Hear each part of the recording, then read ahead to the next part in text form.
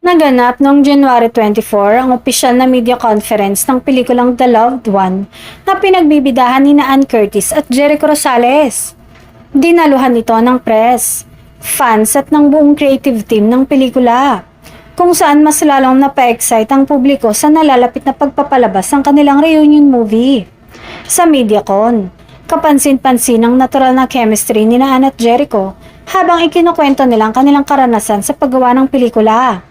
Ayon sa dalawa, espesyal ang proyektong ito dahil hindi lamang ito simpleng love story, kundi isang kwentong puno ng emosyon, pagmamahal at mga desisyong sinusubok ng panahon. Ibinahagi rin nila na naging madali ang kanilang pagtatrabaho dahil sa matagal na nilang pagkakakilala at respeto sa isa't isa bilang artista. Ipinakilala rin sa media ang iba pang cast members, kabilang si Catriona Gray, na labis ang pasasalamat sa mainit na pagtanggap sa kanya bilang bahagi ng pelikula.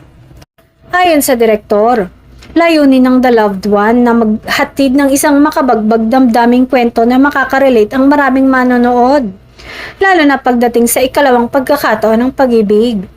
Sa kabuuan, ang media conference ng The Loved One ay naging patunay na isa itong pelikulang dapat abangan. Sa muling pagtatambal ni Ann Curtis at Jericho Rosales, inaasahang magdadala ito ng kilig, luha at isang kwentong tatatak sa puso ng mga manonood ngayong Valentine season.